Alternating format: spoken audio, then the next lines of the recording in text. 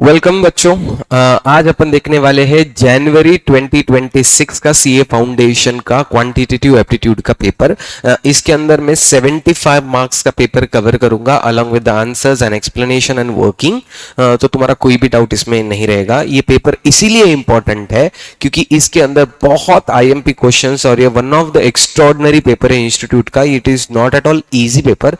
तो बहुत सारे स्टार क्वेश्चंस या आईएमपी क्वेश्चंस इस पेपर में कवर हो रहे हैं, इसलिए ये अटेम्प्ट बहुत ही स्पेशल है। तो पूरा पेपर डिस्क्रिप्शन में मतलब सुन के जाइएगा। बहुत सारे बच्चे एटलीस्ट पेपर सॉल्व नहीं कर सकते, तो मेरा बोलना होता है कि 1x या 1.5x के अंदर पूरा वीडियो एटलीस्ट देख तो लो, मतलब सारे क्वेश्चन एंड आंसर तुम्हारे कान के ऊपर से चले जाएंगे। ओके, तो इसी के साथ चलो शुरू करते हैं। Question number 1, during the tabular presentation of the data, dash is entire upper part of the table which includes columns, subcolumn numbers, units of the measurement along with the captions। तो table के 5 part है, table heading, stub, box head, main body and footnote. तो जो heading होती है या उसको caption भी बोलते हैं, उसकी सब हेडिंग जैसा डेबिट रुपीज, तो ये दोनों मिला के क्या बनता है, तो उसको बॉक्स हेड बोलते हैं। That is B option. P, Q, R, S, T and you are 6 members of a family. R is a spouse of Q. Spouse मतलब पति या पत्नी। तो R and Q ये husband wife है। U is a mother of T and yes, T, U is a mother of T। तो ये सब है ना, मैंने एक डायग्राम फॉर्मेट में कवर अप किया है। जैसे कि क्या बोला था, R is a spouse of Q, Q का spouse R, U is the mother of T, U is the mother of T, T की मॉम U है, S is the daughter of U। देखो, T की mom अगर U है और U की daughter अगर S है, मतलब T एंड S ये दोनों आपस में भाई बहन है और ये इनकी mom U। And R son is P, R का सन P है, R का सन P है। There are 2 couples in the family. तो फैमिली में दो, ये अगर एक मैरिड है, ये भाई बहन है, तो ऑब्वियसली ये दोनों क्या हो गए, कपल हो गए। Which of the following is correct. तो आर एंड क्यू ये दादा दादी, ये उनके बच्चे पी यू एंड इनके 2 बेटियां T S. Which of the family, T is a grand daughter of Q, T is a grand daughter of Q, Q का बच्चा पी, पी की बच्ची टी, तो ग्रैंड डॉटर ऑफ क्यू। तो T is grand daughter of Q is a correct answer. Okay, the market researchers divide a city into 5 regions where variations within the region is a little and there is a maximum variation between the regions, and the randomly selected 100 households from each region of the survey sampling method is known as। देखो, तो मैंने main population को divide किया 5 इसमें। Variation within the region is little, तो ये जो group बना है उस ग्रुप के अंदर वेरिएशन कम है, पर एक वेरिएशन दूसरे ग्रुप के साथ वेरिएशन ज्यादा है, तो इसको स्ट्रैटिफाइड सैंपलिंग बोलते हैं। पूरे पॉपुलेशन को डिफरेंट डिफरेंट स्ट्राटास में डिवाइड करो on the basis of their standard deviation या उनके अंदर की वैरायटी के हिसाब से, और फिर उसके अंदर स्ट्राटम करके फिर उसमें से सैंपल निकाले जा सकते हैं। तो ग्रुप को डिवाइड करना, इसको क्या बोलते हैं, stratified sampling. C option. Frequency density of a class interval में be defined as the ratio of. तो फ्रीक्वेंसी डेंसिटी मतलब पर्टिकुलर क्लास के अंदर कितने वेरिएबल, कितने ऑब्जर्वेशंस आ रहे हैं, तो उसका मेरे को डेंसिटी निकालने। तो फॉर्मूला क्या है, frequency divided by class length, frequency of that class divided by corresponding class length. C option. Again बार बार मेरे जो भी वीडियोस जो भी स्टूडेंट फॉलो करते हैं उनको ये चीज पता है। मैंने बार बार बोला है कि मेन एग्जाम में एटलीस्ट 2 क्वेश्चंस आते हैं जो स्ट्रेट फॉरवर्ड फॉर्मूला है। तो मैंने फॉर्मूला वाला जो वीडियो है उसके अंदर मैंने पूरे स्टैटिस्टिक्स के पूरे फॉर्मूलाज मैंने कवर किए वाले हैं, तो वहां से या तुम पूरे फॉर्मूलेज रट के जाओ, एटलीस्ट 2 से 3 मार्क तुमको आ ही जाएंगे। अगेन वन क्लैरिफिकेशन कि मैंने ये जो आंसर टिक करे वाले किसी स्टूडेंट का पेपर की फोटोज है ये, तो वहां पे जो आंसर येलो कलर से हाईलाइटेड है वो मेरे है, तो अगर किसी पे टिक किया हुआ है तो वो स्टूडेंट का है, तो that may be wrong, that may be correct. तो yellow is my answer. Shiva invested an amount of 12,000 at a rate of 10% at a simple interest and another amount at the rate of 20% per annum at a simple rate. The total interest earned at the end of the year amounted to be 14% per annum. Find the total amount invested. तो उसने 12,000 10% से डाले, 20% से कुछ amount डाला, पर जब इसका टोटल ऑफ इंटरेस्ट निकाला, total investment, total interest by total investment जब किया तो 14% आ रहा था. तो इसका तो इट इज तुम्हारा average of a discrete series पकड़ लो. तो इंटरेस्ट रेट 10% को 0.1, 20% को 0.2, जितने अमाउंट इन्वेस्टेड है वो 12,000 पकड़ लो. तो 12,000 से 10% और 20% का एक्स अमाउंट था, तो मुझे पता नहीं. तो 12,000 इंटू 0.1 1200, एक्स इंटू 0.2 0.2x. तो ये total amount invested is 12,000 plus X and total interest earned is 1200 plus 0.2x. तो इंटरेस्ट बाय प्रिंसिपल अमाउंट मुझे इंटरेस्ट रेट मिल जाएगा. तो मुझे बोला था average rate of interest is 0.14 is equal to 1200 plus 0.2x by 12,000 plus X. अगर इस इक्वेशन को अगर मैं सॉल्व करूं तो x इज इक्वल टू 8,000. तो 8,000 से अगर मैं करूंगा तो इसको तुम चाहिए तो बच्चों ऑप्शन टू क्वेश्चन से भी कर सकते हो. तो 12,000 प्लस 8,000 ऐसा 20,000. Find the total amount invested. तो एक्चुअली ये रॉन्ग आंसर नहीं है. तो 20,000 is the correct answer.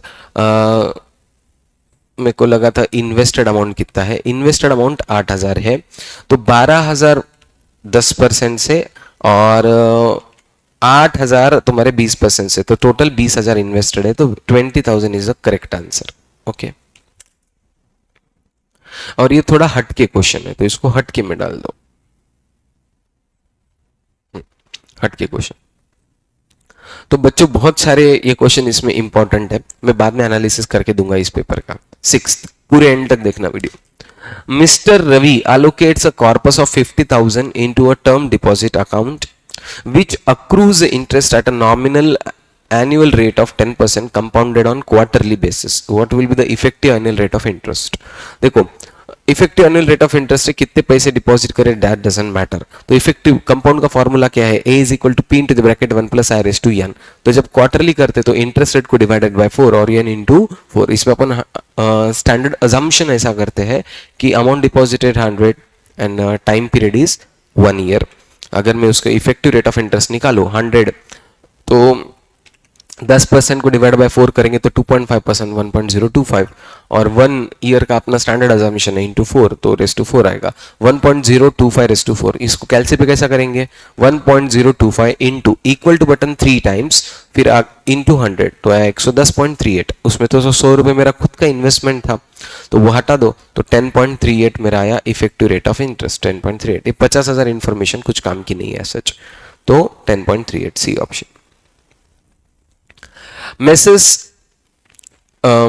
Raina buys a refrigerator worth 25,000. She pays 5,000 upfront and agrees to settle the remaining amount through the 5 equal annual installment. तो 25,000 का fridge लिया, 5,000 का down payment किया तो बचे 20,000. तो 20,000 का बेसिकली वो लोन ले रहे हैं. The unpaid balance carries a interest rate of 18% पर एनम कंपाउंडेड एनुअली. तो ये 18% का ब्याज रहेगा. Calculate the approximate value of each annual instalment. तो एनुअल इंस्टॉलमेंट कितने, तो कितने इंस्टॉलमेंट में देने का है 5. तो ये लोन वाला है तो ये प्रेजेंट वैल्यू एन्युटी का क्वेश्चन आएगा.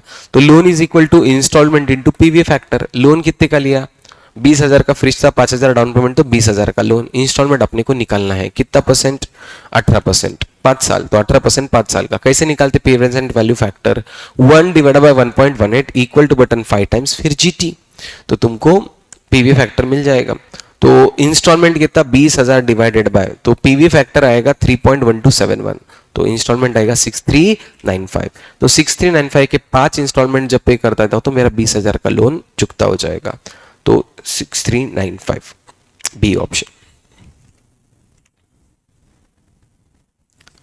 A sum of money lent on a compound interest of 2 years at 20% per annum would fetch 482 more if the interest was payable half yearly. Then if it was payable annually, what is the value of sum deposited?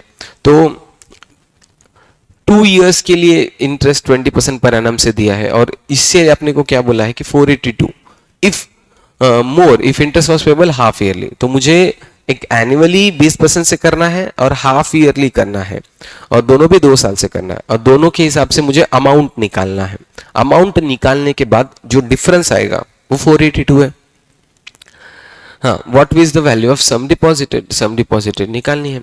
तो क्या है, a is equal to P into the bracket 1 plus I raise to n। तो p तो पता नहीं है, 20% से बोला था तो 1.2, 2 ईयर्स के रेज टू 2। तो अगर मैं इसको सॉल्व करूँ तो 1.44 p आएगा। वही मैं हाफ ईयरली करूँ तो इंटरेस्ट रेट को आधा करना पड़ता, टाइम पीरियड को इंटू 2 करना पड़ता। तो 20% का आधा 10%, तो p इंटू द ब्रैकेट 1.1 और टाइम पीरियड को इंटू 2 दैट इज 4, तो 1.4641p। तो इन दोनों का जो डिफरेंस है ना, इन दोनों का जो डिफरेंस है that is 482, that is 482। 1.4641 minus 1.44p is 482। तो डिफरेंस निकालो 0.0241p इज इक्वल टू 482। तो p इज इक्वल टू कितना हो जाएगा, 20,000। That is the answer.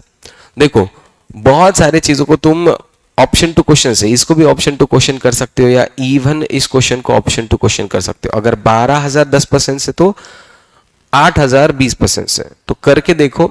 Option to question गया तो भी आ जाएगा। मैं यहाँ पे सॉल्व कराता हूं तुमको इक्वेशन से। बहुत सारे क्वेश्चन ऑप्शन टू क्वेश्चन करके भी निकाल सकते हो। हाँ, तो 20,000 that is the answer. If 2 dices are rolled, then the probability of getting greater number on a first die than one on a second. तो फर्स्ट डाई पे बड़ा नंबर चाहिए और सेकंड डाई पे छोटा नंबर चाहिए। Given the sum should be equal to 7। Total कितनी चाहिए, 7।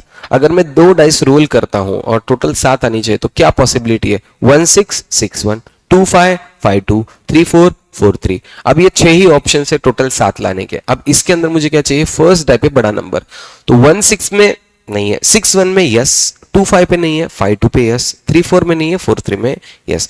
तो 3 से बड़ा नंबर 4 है, 2 से बड़ा नंबर 5 है, 1 से बड़ा नंबर 6 है। तो ये 3 ऑप्शन, टोटल कितने हैं, 6, और उसमें से मुझे 3, तो 3/6 दैट इज 1/2, तो दैट इज 1/2। ये कंडीशनल प्रोबेबिलिटी है, probability of A given B, जहां पे ए इवेंट है first die is having greater number और बी इवेंट है टोटल इज 7।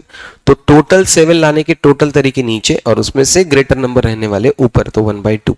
तो ये कंडीशनल प्रोबेबिलिटी है। मैं ए गिवन बी फॉर्मेट में भी सॉल्व कर सकता था, पर वो ज्यादा कॉम्प्लिकेटेड होता था, इसलिए मैं बोलता हूँ कि गाउटी मेथड से सॉल्व करो, करेक्ट आंसर आ जाता है। तो टोटल 7 लाने के ये 6 तरीके, उसमें से पहले पे ज्यादा नंबर रहने के 3, तो 3/6 1/2 हो जाएगा answer. Tickets numbered 1 to 20 are mixed up and then a ticket is drawn at a random. What is the probability that ticket would be drawn is a number which is multiple of 3 or 5? तो 3 और 5 मतलब 3 से भी चलेगा, 5 से भी चलेगा, या दोनों से भी चलेगा। तो 1 to 20 में 3 से मल्टीपल कितने नंबर हैं, तो 3 6 9 12 15 18 ऐसे 6 नंबर है, और मल्टीपल ऑफ 5 4 है, 5 10 15 20। तो probability of A union B 3 और 5, it is A union B. तो दैट इज 3 से मल्टीप्लाई होने वाले 6 नंबर आउट ऑफ 20, तो 6/20। 5 से 4 नंबर 4/20। अब इन दोनों का कॉमन नंबर है 15, वो एक ही है, तो 1/20 माइनस, तो 6 + 4 - 1 that is 9, 9/20 is the correct answer, 9/20 A option. If two variable x and y are related to 3x + 4y - 7 is equal to 0, and mean deviation about mean of x are 1.2 and 0.4 respectively, then the coefficient of mean deviation of y about the mean is। तो ये क्या रहेगा, तो ये मैं बच्चों को हमेशा एक चीज बोलते आया हूं, change of origin change of scale के ऊपर एक क्वेश्चन गारंटेड आएगा। तो बच्चे जनरली सिर्फ चेंज ऑफ ओरिजिन है, सिर्फ चेंज ऑफ स्केल के करते हैं, बट ये क्वेश्चन बहुत अच्छा है, एक क्लास में बहुत बार लिया है स्टिल। तो अभी तुमको एक इक्वेशन दिया है, x का मीन एंड मीन डेविएशन दिया है, तुमको coefficient of mean deviation of y चाहिए। तो मीन डेविएशन ऑफ y के कोएफिशिएंट का क्या फॉर्मूला है, mean deviation of y by y bar. ठीक है, तो इसमें दो चीजें ढूंढना है, mean deviation of y and y bar. तो एक एक करके दोनों ढूंढेंगे। तो इक्वेशन दिया था 3x + 4y - 7, तो y बार कैसे मिलेगा, x बार की वैल्यू इक्वेशन में डालो और सॉल्व करो, y बार मिल जाएगा। तो मीन क्या दिया है 1.2, तो 1.2 की वैल्यू इस इक्वेशन में डालो, 3 × 1.2 + 4y - 7, तो -7 उधर जाएगा पॉजिटिव, और 3 × 1.2 करेंगे तो 3.6, तो हो गया 3.4 डिवाइडेड बाय 4, तो y बार हो जाएगा 0.85, y बार हो जाएगा 0.85, तो y बार मिल गया। अब मीन डेविएशन ऑफ y निकालना है, तो मीन डेविएशन ऑफ y का क्या फॉर्मूला है, coefficient of x by coefficient of y into mean deviation of x। कोई x का कोएफिशिएंट 3, y का coefficient 4, mean deviation of x is 0.4, तो 3 बाय 4 इंटू 0.4, तो 0.3 आ जाएगा। तो मीन डेविएशन ऑफ y भी मिल गया, y बार भी मिल गया। अब आएगा coefficient of mean deviation of y, mean deviation of y by y bar, तो 0.3 बाय 0.85 इंटू 100, तो 35.29%, तो 35.29 is rounded off to 35.3, that is C option. तो ये एक क्वेश्चन है पर इसमें 3 क्वेश्चन छुपे वाले, x बार से y बार ढूंढो, मीन डेविएशन ऑफ x से मीन डेविएशन ऑफ y ढूंढो, फिर इन दोनों को यूज करके कोएफिशिएंट निकालो, तो इसलिए ये मैंने स्टार मार के रखा है। If in a class 50% of the students study mathematics and science and 70% of the students study mathematics, then the probability of students studying science given that she is already studying mathematics is, again ये conditional probability है। conditional probability को a given b format में solve करेंगे तो complicated हो जाएगा, अगर इसको तुम कॉमन सेंस से करेंगे तो ज्यादा इजीली होगा। तो मुझे क्या पता है, कंडीशनल प्रोबेबिलिटी में 2 इवेंट होते हैं, एक इवेंट होना बाकी है और एक इवेंट ऑलरेडी हो चुका है। तो यहाँ पे ही she already studying mathematics, mathematics पढ़ रही है मुझे पहले से पता है, तो वो डिनोमिनेटर में आएगा। तो 50 of the students study mathematics and 70% of the students study mathematics, तो 70% पढ़ते मुझे पता है, तो डिनोमिनेटर में 70% आएगा। अब मुझे क्या चाहिए, तो probability that student studying science, अभी वो साइंस भी पढ़ना चाहिए और मैथ्स भी पढ़ना चाहिए, साइंस एंड मैथ्स पढ़ने वाले 50%, तो 50% पढ़ने वाले आउट ऑफ टोटल 70%, तो 5/7 हो जाएगी प्रोबेबिलिटी, 5/7 डी। तो इसको अगर तुम गाउटी तरीके से करेंगे तो ज्यादा इजी जाएगा, जो इवेंट हो चुका है वो डिनोमिनेटर में, जो चाहिए वो न्यूमरेटर में। तो क्या इवेंट हो चुका है कि मुझे पता है कि वो मैथ्स पढ़ते हैं, तो 70%, मैथ्स एंड साइंस वाले न्यूमरेटर 50%, तो 5/7 D option.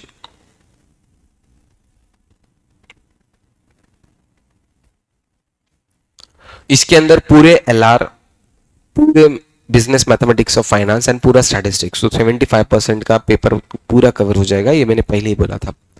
Which of the following index does not satisfy the time reversal test? कौन सा टाइम रिवर्सल टेस्ट को फॉलो नहीं करता है, तो पाशेज इंडेक्स नंबर, टीआरटी को स्पेसिफिकली मॉडल में लिखा है last pair and Paasche's does not satisfy, everyone else satisfy, तो पाशेज। और ये बहुत थ्योरी बेस्ड है, इजी है। तो देखो मैंने सिर्फ स्टार मार्क इसके लिए नहीं बोला, तुमको ये भी बोल रहा हूं कि बहुत इजी है, ये इजी में डाल दो। कोई भी पेपर इतना मुश्किल नहीं होता है कि बच्चे पास ना हो सके। मुश्किल पेपर के अंदर बच्चों का एक ही टास्क है कि इजी क्वेश्चन ढूंढना। कोई भी पेपर इतना मुश्किल नहीं कि 40 नहीं ला सकते। देखो इजी मुश्किल क्वेश्चन आया एग्री, पर बहुत इजी क्वेश्चंस भी है, जैसा ये देखो फॉर्मूला बेस्ड एक क्वेश्चन पूछ लिया, दुनिया का इजी, ये भी एक दुनिया का easy. The property of an index number that allows shifting the base year without referring to each time to the original base is tested which of the following? Circular test के अंदर हमेशा अपने circular test का क्या पढ़ा है, it is extension of time reversal test, जहां पे बेसिस हमेशा चेंज होते रहते हैं। ये भी थ्योरी क्वेश्चन बेस्ड है, बहुत इजी है circular test. The test of shiftability of a base is called, again time reversal test भी आता है, सर्कुलर टेस्ट भी आता है, दोनों भी करेक्ट है, पर circular test is a extension of time reversal test, D option.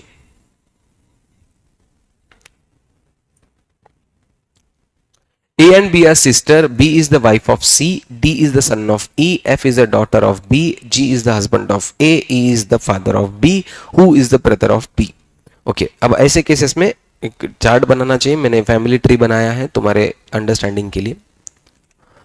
A and B are sisters, तो A B दोनों भी sisters।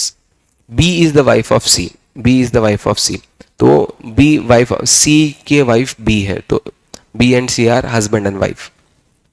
D is the son of E, D is the son of E, तो E का एक son है जो हो गया D। F is a daughter of B, B की daughter F, B की daughter F, मतलब B and C की daughter F होगी। G is the husband of A, A का हस्बैंड G, तो मतलब ये दो सिस्टर थे, एक सिस्टर का हस्बैंड जी है, एक सिस्टर का हस्बैंड सी है, इन दोनों का बच्चा एफ है, तो डी सन है ई का। बट ये अभी तक क्लियर नहीं हुआ था बाकी कैसा है। E is the father of B, E is the father of B. अब देखो फादर ऑफ बी, तो बी एंड ए सिस्टर्स है तो इन दोनों का भी रहेगा, और डी के भी फादर ई है, मतलब इसको तीन बच्चे, दो बच्चियां एक बच्चा, तो ए एंड बी उसके बच्चियां है और डी उसका बच्चा है, D. Who is the brother of B, who is the brother of B, B का ब्रदर कौन है, तो D, D is the brother, B option. कौन बच्चा है कि ई को कर दिया, बाप को भाई बना दिया। Pointing to a photograph of a boy, Suresh से, तो एक फोटोग्राफ में लड़के को हाथ दिखा के सुरेश ने बोला, he is the son of the only son of my mother. How is Suresh related to that boy. देखो सुरेश ने एक फोटोग्राफर के एक फोटो में देख के क्या बोला, क्या बोला, he is the son of, ये एक बच्चा है, किसका बच्चा है, son of, only son of my mother, उसकी मदर का ओनली सन, मतलब सुरेश के मम्मी का ओनली सन खुद सुरेश, सन ऑफ, तो क्या बोला, he is the son of, ये उसका बच्चा है जो मेरे माँ का इकलौता बच्चा है, उसकी माँ का इकलौता बच्चा खुद सुरेश, तो ये उसका बच्चा है। तो सुरेश अपने बच्चे की तरफ देख के बात कर रहा है। How is the Suresh related to that boy, तो सुरेश इस बच्चे का कौन है, बाप है, फादर, सी।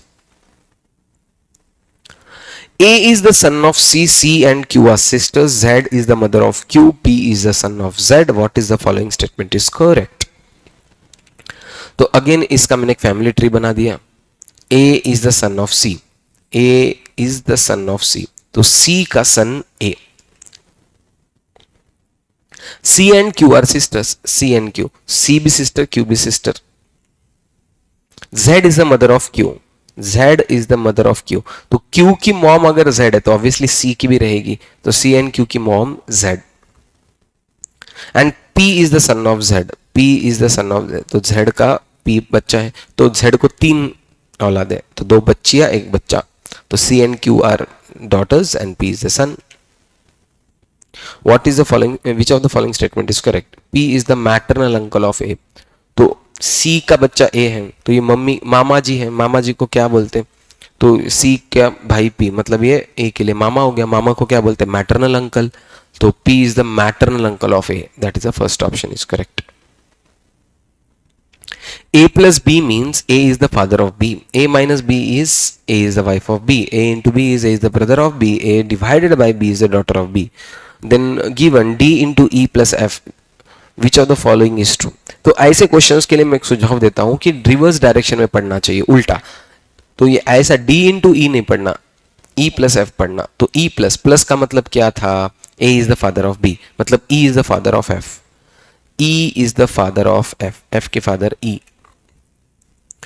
हाँ, डी इंटू ई, इंटू का मतलब A is the brother of B, मतलब D is the brother of E, D is the brother of E. तो डी एंड ई भाई भाई और ई का बच्चा एफ, तो D is the uncle of F, तो डी, यस पापा के भाई को अपन अंकल बोलते हैं, तो D is the uncle of F, तो सी ऑप्शन। देखो इजी। तो मैं ये कभी नहीं बोलता कि पेपर हमेशा मुश्किल होता है वन साइड, बहुत सारे इजी क्वेश्चंस होते हैं। देखो अभी तक अपने को 3-4 ऐसे बहुत इजी, अभी इसमें क्या ही मुश्किल था, बहुत इजी क्वेश्चंस थे, थ्योरी बेस्ड भी क्वेश्चंस आ गए, अभी तक 3-4-5 ऐसे क्वेश्चंस हो गए। देखो ये एक बहुत इजी था, वैसे तो मीडियम वाले, अभी ये मीडियम है, ये मीडियम है, बहुत इजी, अभी ये वाला इजी था। अगर किसी ने मॉड्यूल का टेस्ट ऑफ एडिक्वेसी पैराग्राफ पढ़ा है तो 1, 2 और ये 3 सुपर इजी थे, 4 और एकदम स्टार्टिंग का एक अपन ने क्वेश्चन देखा था 5 बॉक्स हेड, वो भी एकदम इजी थे। तो देखो कोई भी पेपर हो, कोई भी पेपर हो, स्टूडेंट का एक देखने का नजरिया होना चाहिए। डिफिकल्ट पेपर के अंदर 40 इजी क्वेश्चन इंस्टीट्यूट जरूर डालती है, ये मेरा पर्सनल मानना है कि 30 तो सुपर इजी होते हैं। जिन्होंने मॉड्यूल और स्कैनर पढ़ा है उनको 101% आना है। तो तुम बच्चों मुश्किल पेपर के अंदर कॉन्फिडेंस नहीं गमाना, हमेशा याद रखना कि अपने को सिर्फ इजी क्वेश्चन ढूंढने पेपर में मिल जाएंगे।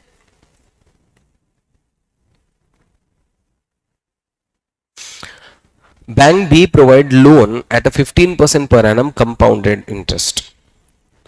Mr. XYZ borrows 3,200 for 2 years.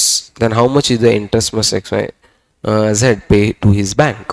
तो 15% से लोन लिया 3,200 से, एकदम बेसिक क्वेश्चन, ये भी बहुत इजी है, सुपर इजी। कंपाउंड इंटरेस्ट का फॉर्मूला क्या है? Formula A is equal to P into the bracket 1 plus है। तो कितना लोन लिए? 3200। कितना इंटरेस्ट रेट? 15। तो 1 प्लस 0.15 रेस टू 2। तो 1.15 इंटू 2 इंटू 3200, 4232 ये आंसर आएगा। पर क्वेश्चन ने क्या पूछा है? देखो 4232 ऑप्शन है, ये एक्सीडेंटल एरिया है, बच्चे वही आंसर निकाल लेते, वही नहीं। अपने को क्या पूछा है? इंटरेस्ट। तो डिफरेंस लेना पड़ेगा। 4232 माइनस 3200 अपने खुद के पैसे, तो 1032 इज द आंसर, डी। तो बच्चे सी ज्यादातर कर सकते हैं, पर D answer is correct. Interest पूछा है, बहुत इजी था, बढ़िया। If an amount is compounded annually so that it is tripled itself in 4 years, then the annual rate of interest is। तो कंपाउंड इंटरेस्ट में अमाउंट ट्रिपल करना है 4 years में, तो इसका मैंने ट्रिक बोला था, ट्रिपल करना है तो 3, 4 इयर्स में तो 4, तो 3 का फोर्थ रूट निकालो। तो ये 1 plus i is equal to 3 का फोर्थ रूट। तो 3 का फोर्थ रूट 3 लो, रूट बटन 2 बार दबा दो, 1.316 आ जाएगा। तो 1 plus i is equal to 1.316, तो i is equal to 0.316, that is 31.6%। 31.6%, C option. If a sum double itself in 8 years, then the how much years it will become 4 times, assuming the simple interest is calculated। तो simple double होता है 8 साल में, तो double होता है 8 साल के अंदर। तो डबल मतलब 2, तो उसमें से 1 हटा दो तो बचा 1, तो उसको 100, तो 100 डिवाइडेड बाय 8 अगर करेंगे तो आएगा 12.5%। तो इंटरेस्ट रेट 12.5% मुझे समझ में आया। इट विल बिकम 4 टाइम्स, तो 4 गुना करना है, तो 4 मतलब 4, उसमें से 1 हटा जाओ तो 3, 300 बाय 12.5, 300 बाय 12.5 24, तो आंसर आता 24 ईयर्स, सी ऑप्शन। बहुत इजी है, इसका मैंने ट्रिक भी बताया था क्लास के अंदर, सुपर इजी। तो अभी तक एटलीस्ट 8-10 क्वेश्चन हो गए जो सुपर इजी में आ गए।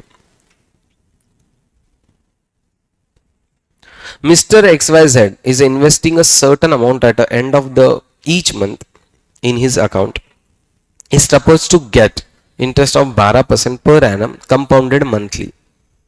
तो 12% compounded monthly से मिलेगा। If the future value of the annuity after 10th payment is 50,000, 50,000 मुझे मिल गए, 50,000 मिल गए 10 पेमेंट करने के बाद, then the amount invested by Mr. XYZ in each month will be given। तो ये फ्यूचर वैल्यू हो गया। तो फ्यूचर वैल्यू का क्या formula? Annuity. Future value is equal to annuity into future value factor. तो फ्यूचर वैल्यू पर अपने को मंथली बोला है, तो 12% एनुअल का, तो मंथला 1%, और कितने महीने? 10 टर्म भरना है। तो कैलसी पे कैसा करेंगे? फ्यूचर वैल्यू फैक्टर 1.01, 1% है ना, तो 1.01 इंटू 10 टर्म्स है, तो equal to button 9 times, -1 divided by 0.01, तो इससे मुझे मिलेगा future value factor. Future value factor है 10.4622। तो 50,000 फ्यूचर वैल्यू है, एन्युटी मुझे पता नहीं है 10.4622, तो एन्युटी मिल जाता है 4779, 4779, that is A option. Okay, तो ये बेसिक फ्यूचर वैल्यू का एन्युटी का फॉर्मूला था। If two sample of a size 30 and 20 have means 55 and 60, standard deviation 5 and 60 respectively, then what would be the standard deviation of a combined sample size of 50? तो ये easy है, straight forward formula based है, पर lengthy question है, बहुत लेंदी है। तो formula क्या है अपना combined standard deviation का? n1 s1 square plus n2 s2 square plus n1 d1 square plus n2 d2 square। तो इसमें सब डेटा पुटअप कर दो। फर्स्ट सैंपल में कितने नंबर्स है? फर्स्ट सैंपल में 30, तो 30 इंटू S1 स्क्वायर, फर्स्ट का स्टैंडर्ड डेविएशन 5 का स्क्वायर, प्लस n2 दिया है 20, प्लस सेकंड स्टैंडर्ड डेविएशन 6 का स्क्वायर। अभी डी के लिए कंबाइंड अरिथमेटिकल मीन निकालना पड़ता है। कंबाइंड अरिथमेटिकल मीन का formula n1 x1 bar plus n2 x2 bar divide by n1 plus n2। तो मीन दिए थे मुझे 60 एंड 30 के लिए है 55 एंड 60।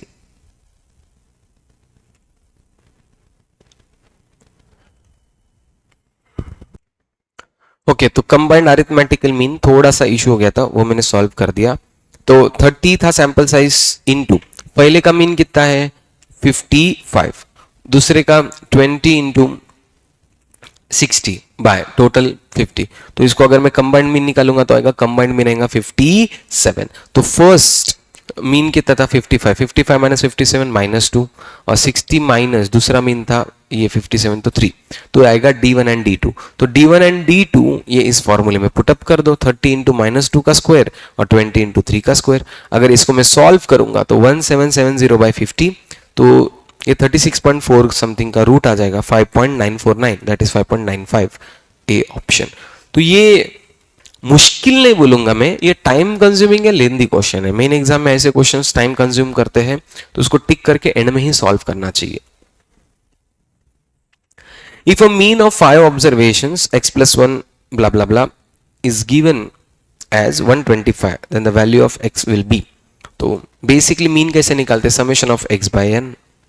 तो समेशन ऑफ x, तो सबका total 1 2 3 4 5, 5x plus 1 plus 3 plus 5 plus 7 plus 9 25, तो 5x plus 25 divided by 5, mean दिया था 125, तो इसको ऊपर डालो, 625 is equal to 5x plus 25, तो 600 is equal to 5x, x is equal to 120, तो x इज इक्वल टू 120 आ गया। ये भी मैं इजी कैटेगरी में डाल देता हूँ, तुमको मीन दिया था, summation of x by n के फॉर्मूले में पुटअप करना था, तो आ जाएगा x is equal to 120। If the relationship between x and y is given by pi x minus 3y is equal to 15, and if a range of x is 24, then the range of y is given by, again super easy, एक का range दे दूसरे का range निकालना है, क्या है, coefficient of x by coefficient of y, x का coefficient 5, y का कोएफिशिएंट 3, तो 5/3 इंटू 24, तो आएगा 40, तो 40 is the answer। If two variable x and y are related by 2x minus 3y minus 3 is equal to 0, if mode of x is 15, what will be the mode of y? Again easy। तो जब भी tendency होता है, तुमको mean, median, mode, harmonic mean, geometric mean कुछ भी निकालना हो, तो तुमको सिर्फ वैल्यू इक्वेशन में पुटअप करनी है। तो 2x minus 3y minus 3 is equal to 0 में x का मोड की वैल्यू 15 पुटअप कर दो, 2 into 15 minus 3y minus 3 is equal to 0, तो 30 minus 3y minus 3 is equal to 0, तो ये 27 is equal to 3, y is equal to 9, तो range of y is equal to 9। बस इक्वेशन में वैल्यू पुटअप करना था और कुछ भी नहीं करना था।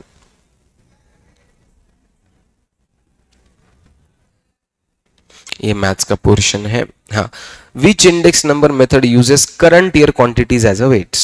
तो लास्ट ईयर को यूज करता है, बेस ईयर को यूज करता है, पाशेस प्रेजेंट ईयर को, दैट इज करंट ईयर को रिप्रेजेंट करता है पाशेस, दैट्स व्हाई ये again theory based question. The coefficient of correlation between x and y is 0.6 if u and v variables are defined as this, the coefficient of correlation between u and v is। तो इसका एक shortcut trick मैंने class में बताया वाला बच्चों, तो तुमको दो इक्वेशन को u and v is equal to लिखने का है, तो 2u इज इक्वल्स टू क्या लिखेंगे, x minus 3 and v is equal to minus y plus 2, तो x का साइन पॉजिटिव, y का साइन निगेटिव, इनका प्रोडक्ट प्लस और माइनस माइनस, r का sign original r is 0.6 positive, इन दोनों का प्रोडक्ट निगेटिव, तो आंसर आएगा negative. Correlation is not affected by change of origin और अ स्केल, तो आंसर तो 0.6 रहेगा फॉर श्योर। तो ये दो ऑप्शन तो वैसे ही कट हो जाते तुम्हारे, बचता है 0.6, पॉजिटिव या निगेटिव इतना ही ढूंढना था, तो इस शॉर्टकट मेथड से तुम ढूंढ सकते हो, तो निगेटिव बी ऑप्शन। आगे नहीं, इजी में डाल दो अगर किसी को इच्छा है तो। The coefficient of rank correlation in a beauty contest of 10 candidates by the two judges A and B found to be 0.5, तो मैंने रैंक मेथड से कोरिलेशन निकाला 0.5। If it was later discovered that the difference in rank one candidate was wrongly taken as 3 instead of 7, तो जब अपन rank of x and rank of y निकालते फिर difference भी निकालते, तो गलती से क्या हो गया, 7 के जगह 3 लिख दिया, then the correlation coefficient of rank correlation is correct। तो ये तुम्हारा अगेन डिफिकल्ट क्वेश्चन, इसको स्टार मार के रखो ऐसे क्वेश्चंस। तो इसके लिए हमेशा मेरा एक एग्जांपल फिक्स है, वही एग्जांपल मैं यहाँ पे भी कंटिन्यू करूंगा। जिन्होंने मेरे पहले वीडियोस देखे उनको पता है, अगर तुम डोमिनोज में गए, पिज्जा मंगाए पनीर का, पर सामने वाला ने लाके दिया कैप्सिकम का, तुम उसको क्या बोलेंगे, भाई मैंने पनीर का ऑर्डर किया, तू लाके दिया कैप्सिकम, तो मुझे क्या करना पड़ेगा, कैप्सिकम को हटाना है, पनीर की टॉपिंग को डालना है, जो गलत है उसको हटाओ, जो करेक्ट है उसको लगाओ। तो गलत को हटाओ, करेक्ट को डालो। तो ये प्रोसीजर है। तो यस, तो रैंक वाले मेथड का फॉर्मूला क्या है? R is equal to 1 minus 6 summation D square upon N cube minus N. तो R की वैल्यू कितनी दी है? 0.5। 1 minus 6 into summation of D square. तो समेशन डी स्क्वायर मुझे नहीं पता, पर कितने कैंडिडेट्स है? 10। तो 10 का क्यूब माइनस 10। तो 0.5 is equal to 1 minus 6 summation of D square by 990 हो गया। तो ये उधर और ये इधर, तो 6 summation of D square by 990, 1 minus 0.5 is again 0.5। तो summation of D square 990 into 0.5 495 divided by 6 करो, तो समेशन ऑफ डी स्क्वायर आता 82.5। बट ये रॉन्ग है। क्यों रॉन्ग है? क्योंकि इसके अंदर पूरा रॉन्ग डेटा था, तो मुझे करेक्ट करना है, पिज्जा वाला कॉन्सेप्ट। तो ये रॉन्ग है। इसमें से रॉन्ग वाला हटाओ। रॉन्ग क्या था? Taken as 3 instead of 7। तो रॉन्ग हटा दो। ये डी स्क्वायर है, तो 3 का स्क्वायर हटा दो, कैप्सिकम हटा दो, पनीर डालो। करेक्ट क्या है? 7। 7 ऐड करो, 7 का स्क्वायर। तो 82.5 माइनस 9 प्लस 49, तो 122.5 आंसर आता। तो अब ये करेक्ट है, summation of D square correct. तो अब ये फॉर्मूले में डालो, 1 माइनस 6 इंटू 122.5 बाय 10 का क्यूब माइनस 10। इसको सॉल्व करने क्या आएगा? 0.2575। तो इसको शॉर्ट में अगर लिखेंगे 0.26, दैट इज ए ऑप्शन। तुम्हारा ए ऑप्शन आएगा। अगेन ये लेंदी भी है एंड मुश्किल भी है, दोनों भी यही है। Fisher's index number is defined as the dash of Laspers and Parsons. डॉर्बिश बाउली अरिथमेटिकल मीन है और फिशर इसका ज्योमेट्रिक मीन है, B option.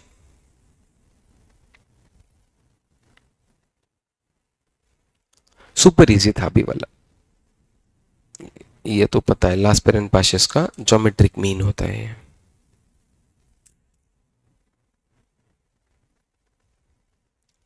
Five friends P, Q, R, S, T are sitting in a row facing north.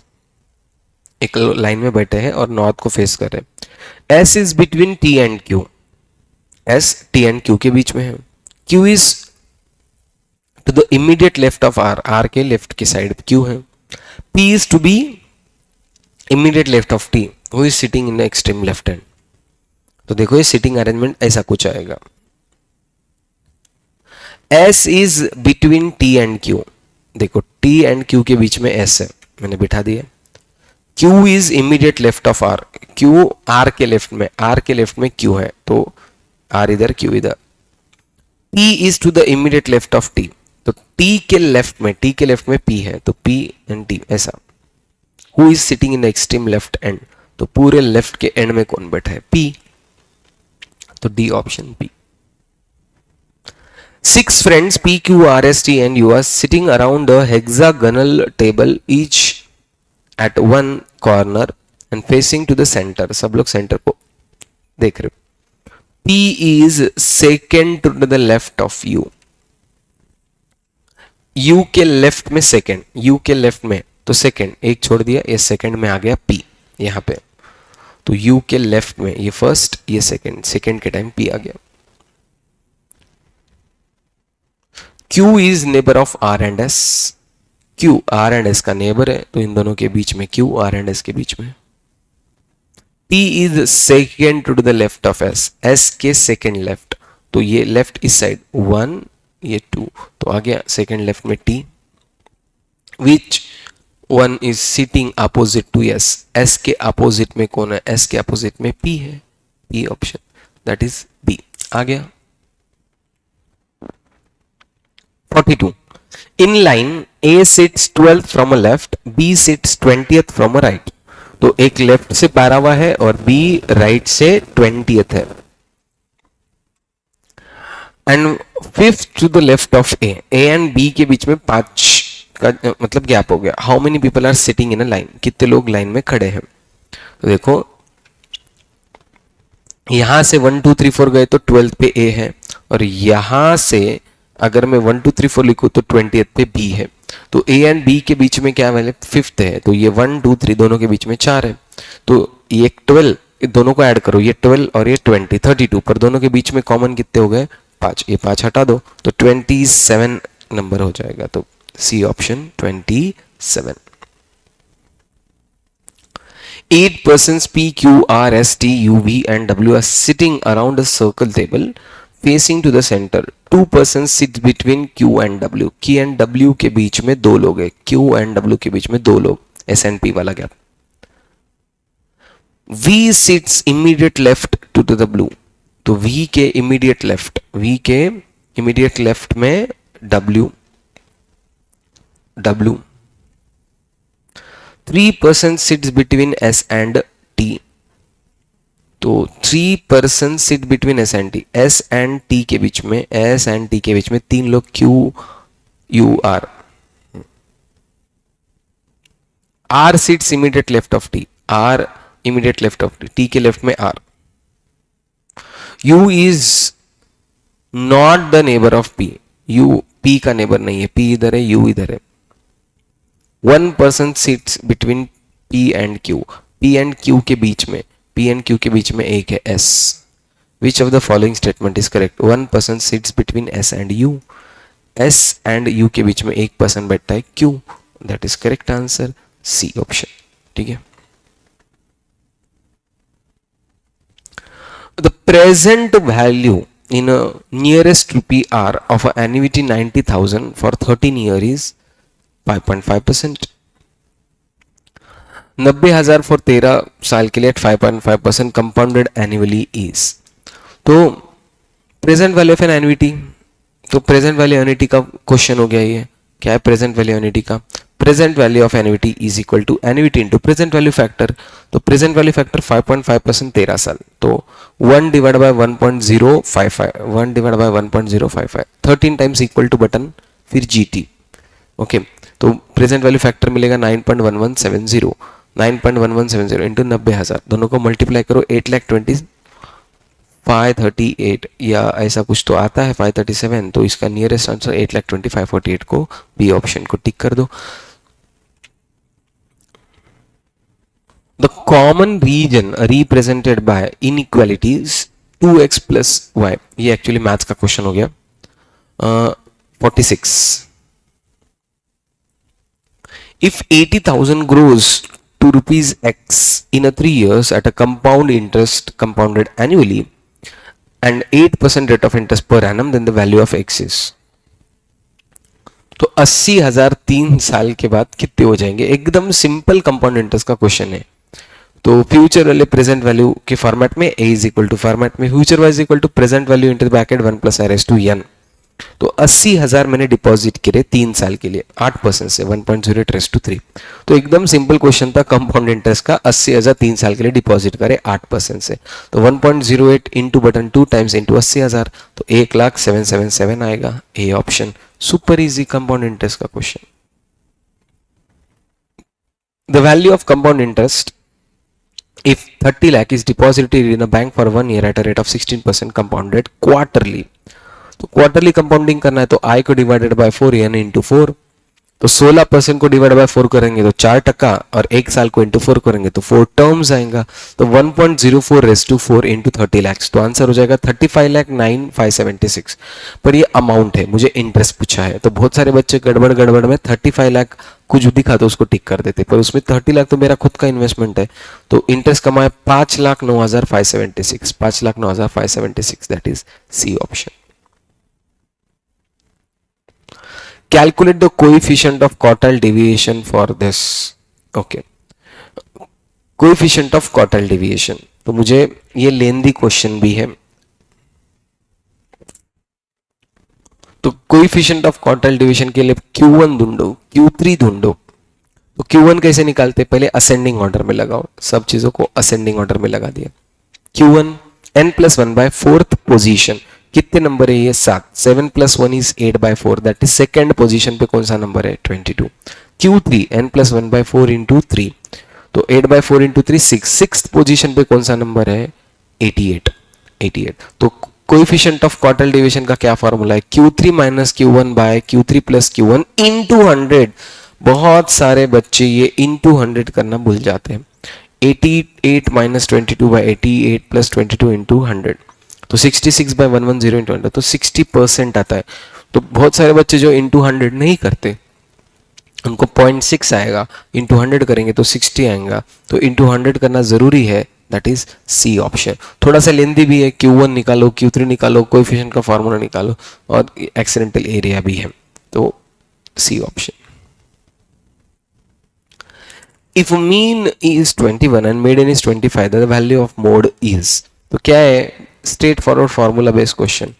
Mean minus mode is equal two into the bracket 3 into mean minus median. Mean कितना दिया 21, mode कितना दिया पता नहीं x, 3 into the bracket mean 21 minus median 25, तो 21 minus x is equal to 21 minus 5 minus 4 into 3 minus 12, तो x इधर आएगा, 12 उधर जाके पॉजिटिव हो जाएगा, 21 प्लस 12 तो 33, A option.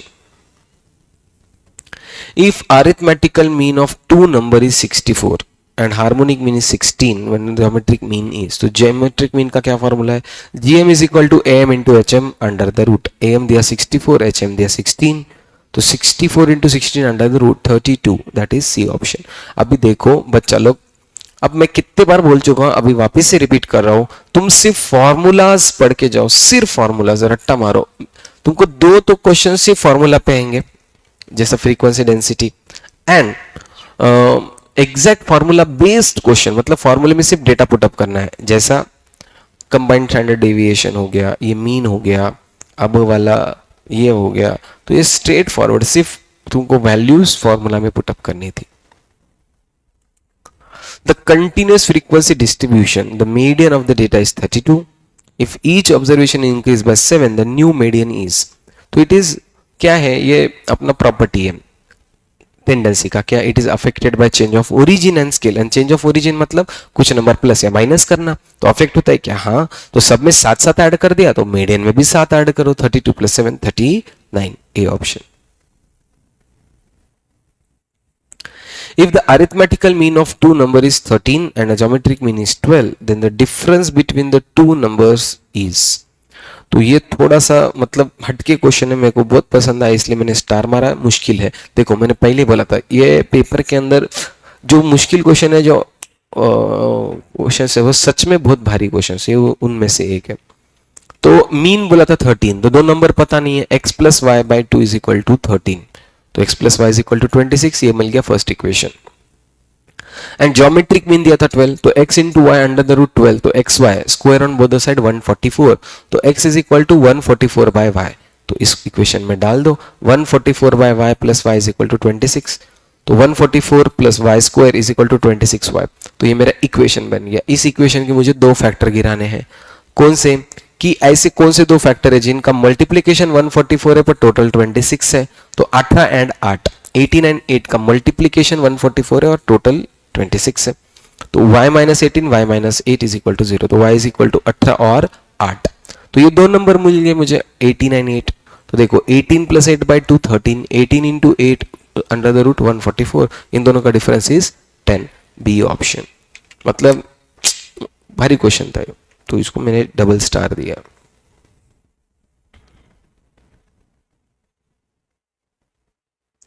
B x y is 1.6, b y x is 1.4, तो आर एक्स वाई इज, तो क्या है आर, रिग्रेशन कोएफिशिएंट का geometric mean r is equal to b x y into b y x under the root 1.6 into 0.4 under the root 0.64 का root 0.8, तो दोनों positive इसलिए r भी positive, that is 0.8, B option. Super easy. देखो straightforward formula question, देखो अभी तक 6 question ऐसे है जो सिर्फ फॉर्मूला में डेटा पुटअप करना था। अब देखो ये दोनों क्वेश्चन, मतलब ये पेज में मस्त क्वेश्चंस थे। A quality control inspector finds that 20% of the light bulb are defective. If a batch of 5 light bulb is tested, what is the probability that exactly one bulb is defective? तो 20% defective है, तो ये question पढ़ के कहां से भी नहीं समझता कि ये बाइनोमियल का क्वेश्चन है। देखो 2 या 3 बल्ब रहते तो मैं सिंपल प्रोबेबिलिटी से भी सॉल्व कर लेता, तो एक तो 2 ही ऑप्शन होगा, डिफेक्टिव है या नहीं है। ऐसे कितने बल्ब है, 5, और मुझे एग्जैक्टली 1 का निकलना है, तो ये बाइनोमियल से सॉल्व करना पड़ेगा। डिफेक्टिव निकलने की प्रोबेबिलिटी 0.2, तो नहीं निकलने की 0.8, कितने बल्ब है, 5, और मुझे चाहिए 1, तो probability of x is equal to 1, ncx p raised to x q raised to n minus x, तो 5c 1 into 0.2 raised to 1 0.8 raised to 4, अगर इसको मैं सॉल्व करूंगा तो आएगा 0.4096, that is A option. Okay तो इसको बाइनोमियल से सॉल्व करना था। क्वेश्चन पढ़ के क्लिक होने में टाइम लगता है, इसलिए मैंने एक सिंगल स्टार दिया है। If a slope of a regression line is calculated to be 3.5 and intercept is 14, then the value of y when x is 6. Very good question, बहुत easy है, but मैंने इसलिए इसको स्टार मारा है। बहुत सारे बच्चों को पता है पर वो क्लिक नहीं होता एग्जाम में। स्लोप का मतलब होता है b और इंटरसेप्ट का मतलब होता है a। तो equation of y is equal to y on x का क्या है, y is equal to a plus b x. a को बोलते इंटरसेप्ट और b को बोलते स्लोप। तो इंटरसेप्ट की वैल्यू दिया था 14 और स्लोप की वैल्यू दिया था 3.5, x की वैल्यू दिया था 6। तो 14 प्लस 3.5 इंटू 6 35, तो 35 ऑप्शन ए। अब प्रॉब्लम ये है कि बच्चे बोलते हैं ऐसे क्वेश्चन हमको कभी मिले ही नहीं, पर मैंने क्लास में या तुम्हारे मॉड्यूल में a को इंटरसेप्ट बोलते, b को स्लोप बोलते, ये सब लिखा वाला है, तुम्हारे नोट्स में भी लिखा वाला है। प्रॉब्लम है कि बच्चे इसको उतना ध्यान नहीं देते और एग्जामिनर ऐसे क्वेश्चंस बनाता है। एकदम चुम्बेश्वरी क्वेश्चन है, मस्त। For the variable x and y, the regression equations are these two. Find the arithmetical mean of x and y are 1 and 2 respectively. Compute the correlation coefficient between x and y. दो equation से तुमको correlation ढूंढना है। अब इसका एक ही option है कि तुमको अजम्पशन करना पड़ेगा कौन सा इक्वेशन कौन सा है। तो मैंने फर्स्ट इक्वेशन को x ऑन y माना, दूसरे इक्वेशन को y ऑन x मान लिया। तो x ऑन y का standard equation x is equal to a plus b y, इस फॉर्मेट में अगर मैंने इसको लिखा तो x इज इक्वल टू 5 माइनस 2y हो जाएगा। और ये y ऑन x है तो y is equal to a plus b x format में लिखना पड़ेगा। तो y is equal to 8/3 minus 2/3x। तो अभी इस इक्वेशन को कंपेयर करके b की जगह क्या दिख रहा है -2, तो bxy हो गया -2, और इस इक्वेशन में x के बाजू में -2/3 वो हो जाएगा byx। तो byx इज इक्वल टू -2/3। तो r is equal to bxy into byx का ज्योमेट्रिक मीन, इन दोनों का ज्योमेट्रिक मीन ले लो, -2 इंटू -2/3 का रूट, तो 1.154, ये 1 के ऊपर आ रहा है। तो ये मैंने बेसिक अजम्पशन अपना रॉन्ग हो गया, तो इसको उल्टा करो, ये हो जाएगा y ऑन x, ये हो जाएगा x ऑन y। तो पूरा सॉल्व करने की जरूरत नहीं है, तुम जो भी नंबर उसको रेसिप्रोकल करो। तो bxy बनेगा byx और byx बनेगा bxy, और इनको रेसिप्रोकल करो। तो -2 का -1/2, -2/3 का -3/2, फिर इसको इक्वेशन में डालो, अंडर द रूट -1/2 इंटू -3/2, तो आएगा ये 3/4 का रूट 0.866। अब बच्चा लोग देखो कि ये दोनों निगेटिव है तो r भी निगेटिव होगा, ये अपन ने प्रॉपर्टी में पढ़ा है। तो negative 0.866 that is 0.87 A option. तो ये मस्त लेंदी क्वेश्चन है, अच्छा क्वेश्चन है, सिंगल स्टार तो मार ही सकते हो उसको। तो ये इजी है, ऐसा कुछ नहीं है, लेंदी है बस इसके लिए।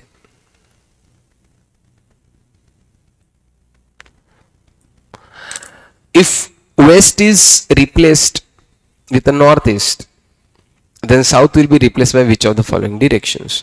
देखो अगर मैं बेसिक डायरेक्शंस निकालता हूँ, ये बेसिक है, नॉर्थ, साउथ, वेस्ट, ईस्ट और ये बाकी के चार। तो अपने को क्या करा है, west is replace by north east, west को अपन ने नॉर्थ ईस्ट से रिप्लेस किया, वेस्ट को नॉर्थ ईस्ट। तो ये ऐसा घुमा, तो तुमको क्या याद रखने का है, अपोजिट +1, नॉर्थ ईस्ट का opposite south west +1 waste.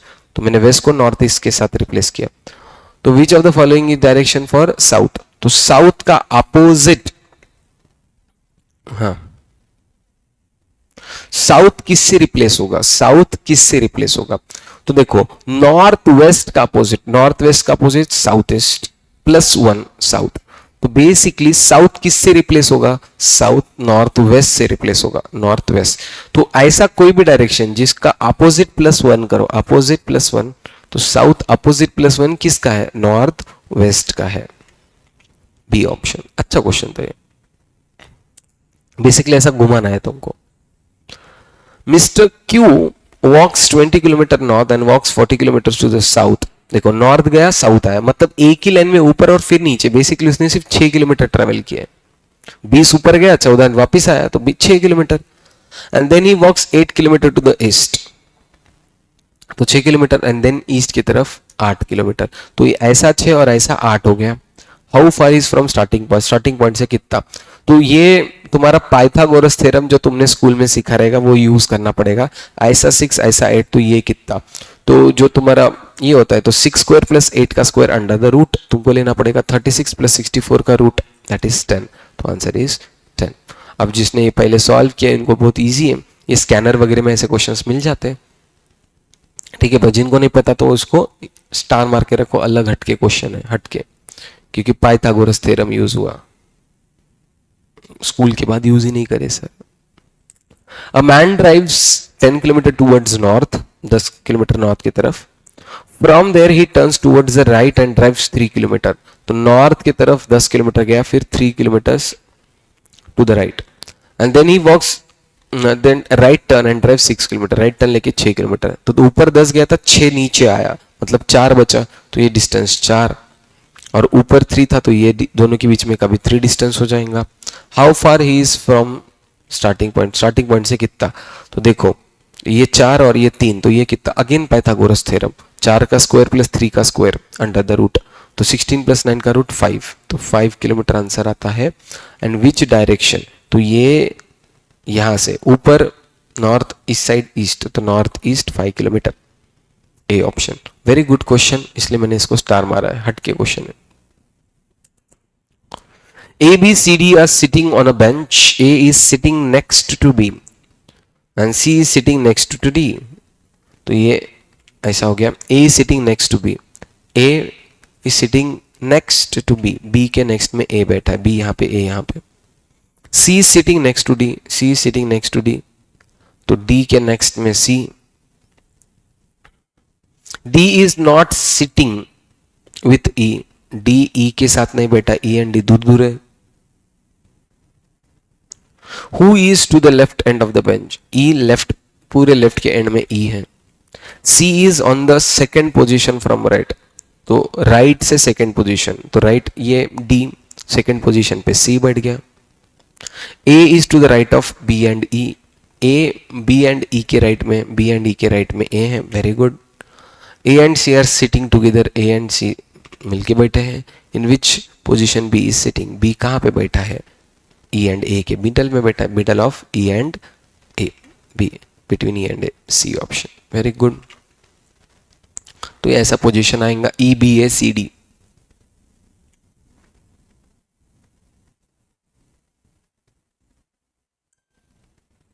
The two groups, Unit 1 has 700 people with a monthly salary of 2500, Unit 2 650 with salary of 2750. Approximate combined arithmetical mean of the salary. Combined arithmetical mean का formula n1 x1 bar plus n2 x2 bar by n1 plus n2. Again straightforward formula based question. Formula याद है, data put up करो, answer आ जाएगा. n1 700 into 2500 plus 650 into 2750 by 700 plus 650. तो इसको solve करेंगे तंगा 2620.37, 2620. A option. Straightforward formula question. The diagrammatic representation of cumulative frequency. Cumulative frequency किस में आती है? सिर्फ ओगिव में आती है. ओगिव को ही तुम दूसरा नाम दे सकते हो, less than cumulative frequency curve या more than cumulative frequency curve. B option. Straight away ये इजी पकड़ लो, ऊपर वाला फॉर्मूला बेस्ड क्वेश्चन पकड़ लो. This type of sampling method depends entirely on discretion or a judgment of sampler. Sampler के मन से चलेगा. Judgmental sampling, judgmental ये तुम्हारे sampling वाले चैप्टर के लास्ट पेज का लास्ट लाइन है. तो judgmental sampling को purposive sampling भी बोलते हैं. C option. Which of the following sampling method is completely free from sampler bias? Sampler के मन के हिसाब से बिल्कुल नहीं होगा. Simple random sampling. Random sampling बिल्कुल बायस नहीं चलेगा. सैम्पलर का रैंडम सिलेक्शन हो रहा है. B. How many 3 digit number can be from a digit 2 3 5 6 7. तो ये सॉरी मैथ्स का परमिटेशन कॉम्बिनेशन का क्वेश्चन है, मेरे को प्रोबेबिलिटी लगा. If first quartile Q1 and third quartile Q3 of a normal distribution of 22 and 28, what is the mean of the distribution?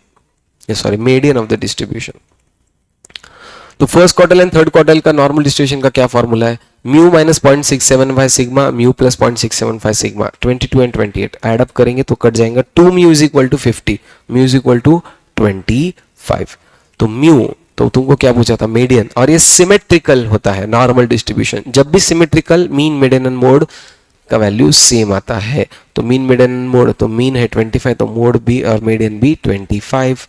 तो that's why 25 B option. Star इसके लिए मारा है कि सब लोग म्यू ढूंढ पाएंगे, मीडियन के लिए कंफ्यूज हो जाएंगे, सर मीडियन का क्या फॉर्मूला है, मीडियन का क्या फॉर्मूला है। Mean, median and mode same होते हैं क्योंकि ये सिमेट्रिकल होता है, इसलिए स्टार है B option. If x is a Poisson variate such that probability of x is equal to 1 is 0.3 and probability of x is equal to 2 is 0.2, then the probability of x is equal to 0 is, इसको मैंने double star मारा है, क्यों बता देता हूँ। Poisson का formula क्या है, e raise to minus m m raise to x by x factorial. तो x इज इक्वल टू 1 की वैल्यू दी है 0.3, e raise to minus m m raise to 1 by 1 factorial 0.3, और e raise to minus 2 m raise to 2 by 2 factorial दिया है question में 0.2। तो मैंने इन दोनों को डिवाइड किया। Probability of x is equal to 2 by probability of x is equal to 1, तो 0.2 बाय 0.3 इज इक्वल टू, तो ये तो डिवाइड बाय में कुछ नहीं है तो हटा दो, e raise to minus m, तो m स्क्वायर बाय 2 और e raise to minus m into m, तो e raise to minus m e raise to minus m get cancel, m और m स्क्वायर गेट कैंसल, तो क्या बचा m by 2 is equal to 0.66, तो m is equal to 1.333, तो m की value मिल गई। अब probability of x is equal to 0 पूछा था, तो e raise to minus m m raise to 0 by 0 factorial, तो m raise to 0 is 1, 0 factorial is also 1, e raise to minus m, तो m की वैल्यू आती है 1.33, तो e raise to minus 1.33, it is 4/3, तो e raise to minus 4/3 C option आता है। Very good, ये एकदम मस्त क्वेश्चन था सी, इसलिए मैंने इसको स्टार मार के रखा है। IMP और हट के दोनों भी है ये, तो तुमको इसको याद रखना चाहिए exam oriented. For a binomial distribution, if the mean is 10 and the standard deviation is 3, find the n। तो binomial distribution का मीन क्या है, n into p 10 and standard division npq का रूट 3, तो npq वेरिएंस हो जाएगा 9, तो q variance by mean npq by np 9/10, तो q 9/10, तो p 1 minus q, that is 1 minus 9/10 is 1/10, तो p हो जाएगा 1/10, q हो जाएगा 9/10, तो np मीन दिया था 10, तो n into 1/10 is equal to 10, तो n इज इक्वल टू 100 हो जाएगा, n is equal to 100, D option. If a binomial distribution n has a 25p is 0.2, then the mean is n into p, सीधा सीधा 25 into 2, 25 into 0.2 5। इससे easy क्या ही हो सकता है, डायरेक्ट मल्टीप्लाई करना था इन दोनों को, बस 5। और भाई साहब ने इसमें भी गलत आंसर लिखा है, कौन है कि महाशय।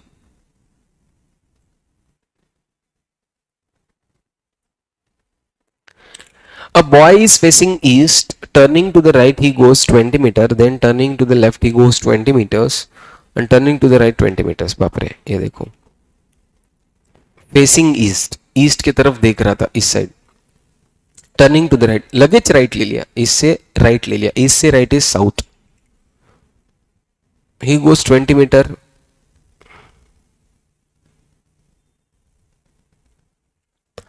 ये स्टार्ट लिया तो साउथ की तरफ 20 metre, then turning to his left, तो साउथ का लेफ्ट मतलब अपना राइट, तो इधर 20 metres, and turning to the right he goes 20 metres, फिर down 20 metres, then again turning to the right he goes 40, तो यहां से 40 इधर, and then again goes 40 metres to the right, यहां से राइट लिया ऊपर 40 मीटर्स, तो ये 20 और ये 20 मतलब जहां पे स्टार्ट था वहीं पे एंड आ गया, सिर्फ आजू बाजू। In which direction he is from original place, original place से कहां पे, ओरिजिनल प्रेस स्टार्टिंग पॉइंट ये है, एंड पॉइंट ये है, तो ये वेस्ट साइड है, किस साइड है, वेस्ट साइड, बी ऑप्शन। तो डायग्राम कुछ ऐसा आएगा, देख लो, west side, B. Find the odd number in the following series, तो 7, 11, 13, 15, 19, 23, तो देखो 7 prime, 11 prime, 13 prime, 19 prime, 23 prime, 15 is the only composite number, तो 15 को मैंने टिक कर लिया। तो बाकी सब ऐसे नंबर है जो सिर्फ खुद से या 1 से डिवाइड होते हैं। 15 नंबर 5, 3 इन नंबर से डिवाइड होता है, बाकी कोई भी नहीं डिवाइड होता, इसलिए 15 सी ऑप्शन। बच्चे ने ये भी गलत कर दिया। Which of the following is an odd one, कौन सा ऑड वन है। देखो इन सब के केस में एक पैटर्न है, क्या पैटर्न है, सी एंड ई के बीच में कितने नंबर है, सी एंड ई के बीच में एक नंबर है डी, ई एंड एच के बीच में, ई एंड एच के बीच में 2 है F G, and H and L के बीच में 3 नंबर है आई जे के। तो एक का गैप, फिर 2 का गैप, फिर 3 का गैप, ये सब में फॉलो हो रहा है, सिर्फ एनपीएसवी में नहीं हो रहा है। एन एंड पी के बीच में 1 का गैप, पी एंड एस के बीच में, पी एंड एस के बीच में 2 का गैप, एस एंड वी के बीच में अगेन 2 का गैप, 3 का गैप होना चाहिए, तो ये गलत हो गया, इसलिए डी ऑप्शन। तो 1 का गैप, 2 का गैप, 3 का गैप, ये लॉजिक है, तुमको क्रैक करना था, जो डी फॉलो नहीं कर रहा है, इसलिए डी।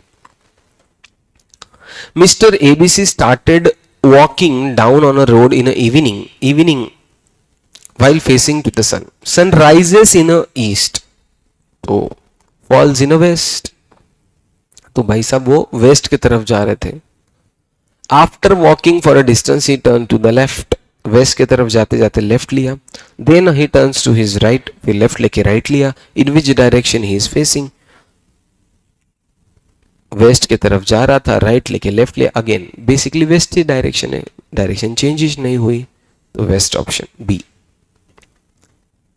अभी सन राइजेस इन इस बचपन में सीखा वाला याद आना चाहिए था तुमको। In a stratified sampling, when a strata variances differ significantly among themselves, we take a Neyman's allocation where. तो अगर तुम इसको मॉड्यूल का पेज नंबर 13.53 देखेंगे, जिनके पास मॉड्यूल है जाके चेक कर लो, तो नीमन बाउलेज मेथड है। तो ये पॉपुलेशन के standard deviation, population size and population standard deviation को फॉलो करता है, दोनों को, दो नीमन। तो sample size is proportion to the population size, यहाँ पे किधर भी पॉपुलेशन वर्ड नहीं है, इसीलिए तो तुमको लिखना था A option, sample size is proportion to the population size, that is A. तो ये आंसर तुमको पेज नंबर 13.53 मॉड्यूल में एग्जैक्ट लाइन मिल जाएगा। On a dash the frequency starting from a rather low value gradually reaching to the maximum value, low से चालू हुआ फिर मैक्सिमम पे पहुंचा, somewhere near to the central part and then gradually decrease to reach to the low, low high low, low high low, ये कौन सा shape है? Bell shape, low high low, तो bell shape A option. Super easy again.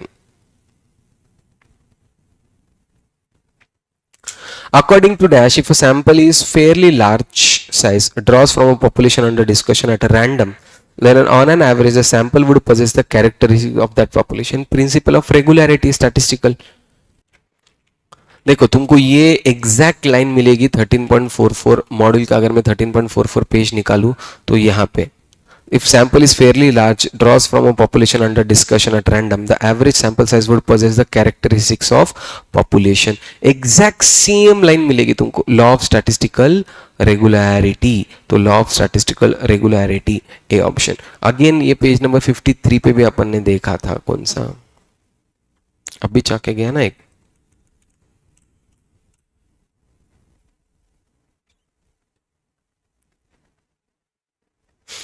Neyman क्या बोलता है, अभी अपन ने पढ़ा था, देखो यहाँ पे Neyman's allocation, Neyman's allocation where sample size is very jointly of with the population size and population standard deviation. Population size, एक भी जगह पॉपुलेशन वर्ड नहीं है, sample size proportion to the population size A. यहाँ पे population size to the sample variance बोला है, ये गलत है, पॉपुलेशन साइज के हिसाब से सैंपल साइज ए ऑप्शन। तो तुमको मॉड्यूल अगर कोई पढ़ता है तो लाइन टू लाइन तुमको ये वर्डिंग्स मिल जाएंगे जैसे कि वैसे। The net asset value NAV of a mutual fund is calculated at the end of the financial year of the 5 years following the values are compounded.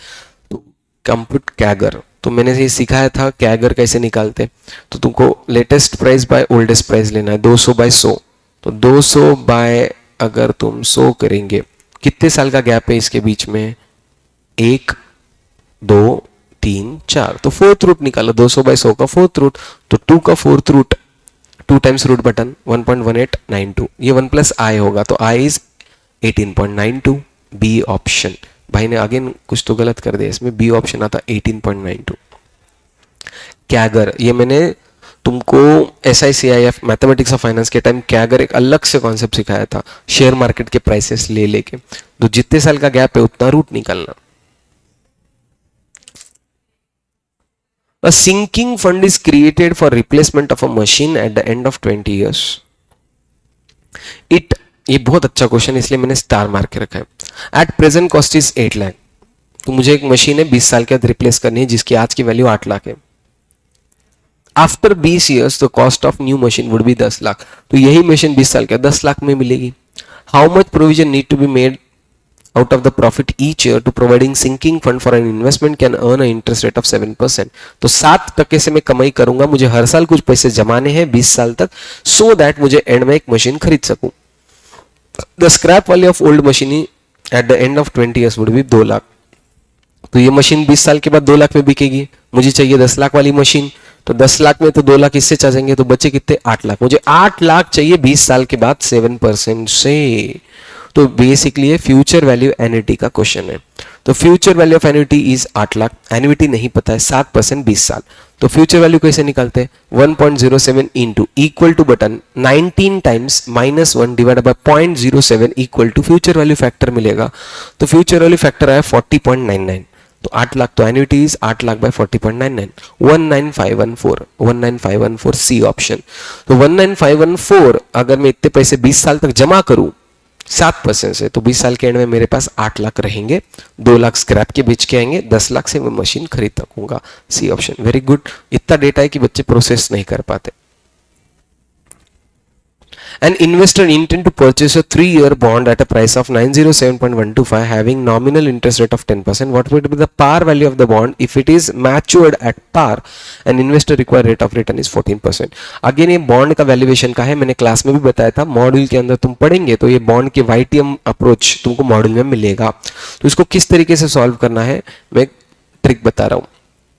Year 0 1 2 3, okay, ऐसा लिख दो। Cash flows and PV, present value factor कैसे निकालना वो बता रहा हूं। ये कितना परसेंट दे रहा है ये इंपॉर्टेंट नहीं है, क्या इंपॉर्टेंट है तुमको कितना चाहिए, तुमको चाहिए 14%। तो 14% से प्रेजेंट वैल्यू फैक्टर, तो आज का वैल्यू एक ही रहेगा।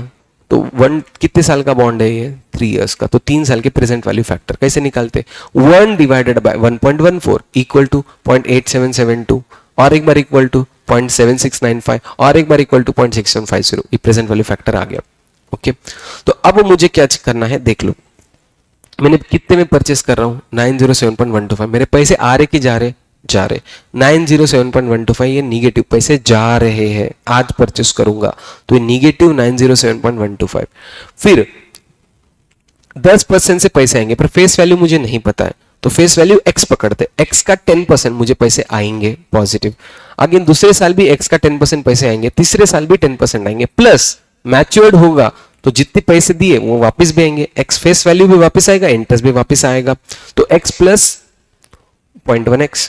तो इन सबको मल्टीप्लाई करके अब ये जो भी आएगा इन सबका टोटल 0 आना चाहिए, इन सबका टोटल 0 आना चाहिए। अब ये तुम सॉल्व कर सकते हो x फॉर्मेट में डाल के, बट ऑप्शन टू क्वेश्चन गए तो इजी जाएगा। अगर मैं इस x के जगह 1000 रख देता हूं तो 1000 इंटू 10% इज 100, ये 100 और यहाँ पे 1100। अब तुम कैलसी पे करके देखो, 100 into 0.8772 equal to memory plus, 100 into 0.7695 equal to memory plus, 1100 into 0.6150 equal to memory plus. अगर ऐसा रखेंगे और इसका टोटल चेक करेंगे तो 0 आएगा, तो ऑप्शन टू क्वेश्चन जाएंगे तो 1000। अदरवाइज तुम एक्स से पुटअप करके भी सॉल्व कर सकते हो, पर मेरा सजेशन रहेगा go to option to question, 1000 put up करो आंसर मिल जाएगा, डी ऑप्शन।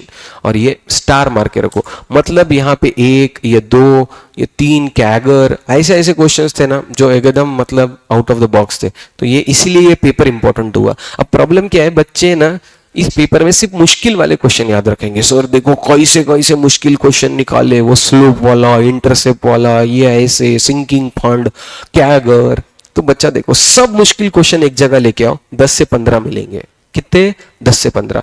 देखो एकदम straight forward formula based 2 question, फॉर्मूले में सिर्फ डेटा पुटअप करने वाले 10 क्वेश्चंस थे, थ्योरी क्वेश्चंस थे इजी इजी वाले, सीधा सिर्फ कंपाउंड इंटरेस्ट निकालने के वाले 2 क्वेश्चंस थे। तो बहुत इजी इजी क्वेश्चन भी है।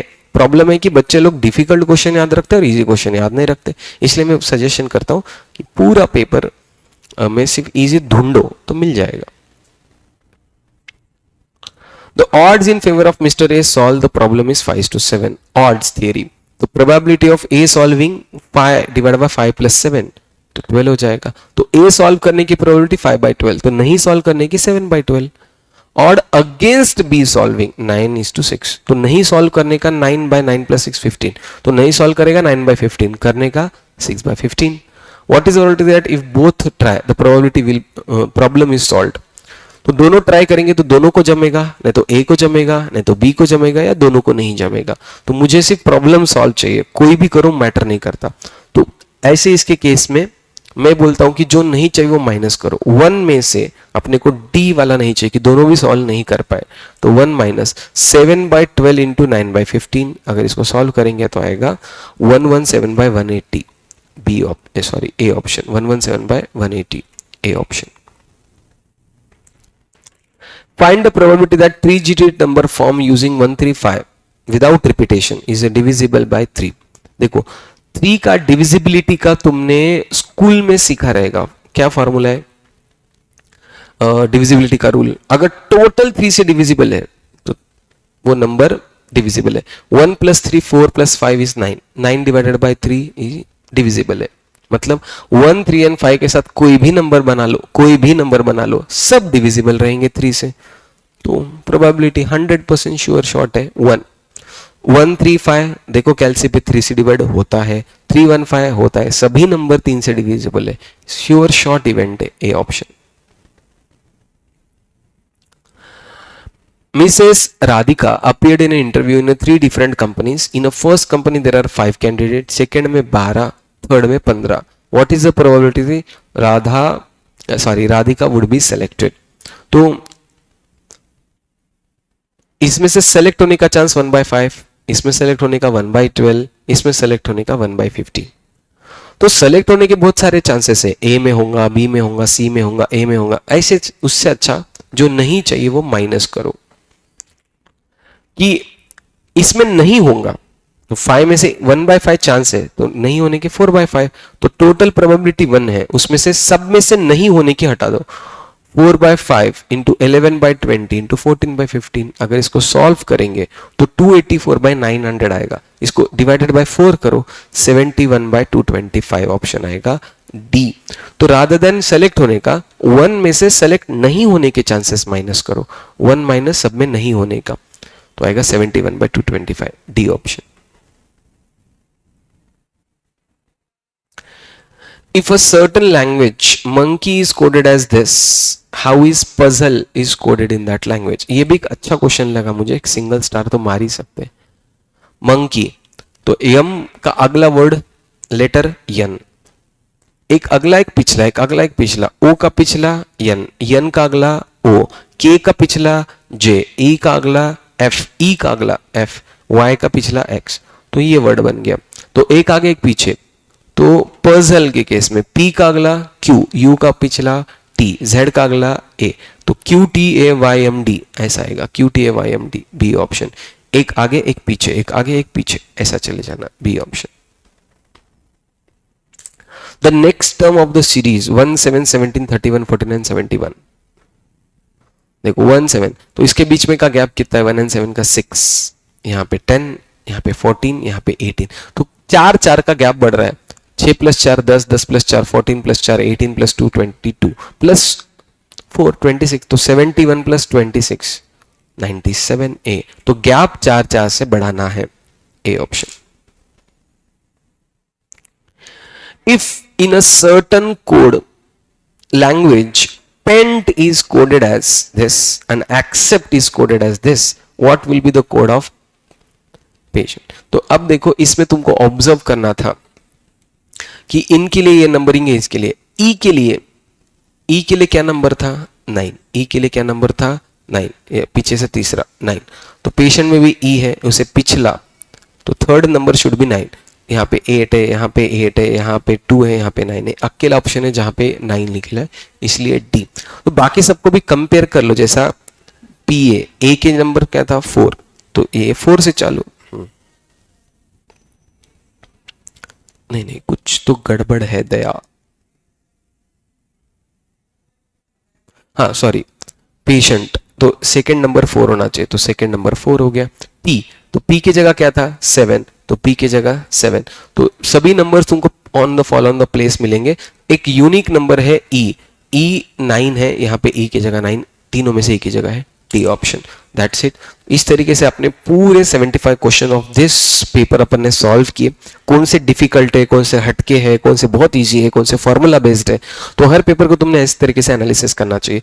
जनवरी 26 का मेरे लिए स्पेशल अटेम्प्ट इसके लिए है क्योंकि इसमें हटके क्वेश्चंस या मुश्किल क्वेश्चंस मिनिमम 10 है, जनरली ये 4 या 5 ही होते हैं। तो अच्छा पेपर था। सिर्फ तुमको याद रखना है, ऐसा कोई भी पेपर नहीं जो बहुत मुश्किल हो। हर पेपर में 40 मार्क का इजी मिलता है, जिसमें यहाँ पे 5-10 थ्योरी क्वेश्चंस है, स्ट्रेट और फॉर्मूला क्वेश्चन 10 है, तो 20 तो बहुत इजी थे और 20 थोड़े मीडियम पकड़ लो। तो passing is not at all difficult in any paper. Student को सिर्फ ये एग्जाम में याद रखने का है। मिलेंगे ऐसे ही अगले इसमें। कमेंट भी लो, थोड़ा सा भरोसा आता है। प्लीज एक रिक्वेस्ट था सब बच्चों से कि अपना लोकेशन जिनको भी अच्छा लगा, तो ये तुमने वीडियो कौन से डिस्ट्रिक्ट या सिटी से, स्टेट से चेक किया है, वो सिर्फ कमेंट में डालो। मुझे देखना मेरा व्यूअर बेस कहाँ पे। मिलेंगे अगले वीडियो में।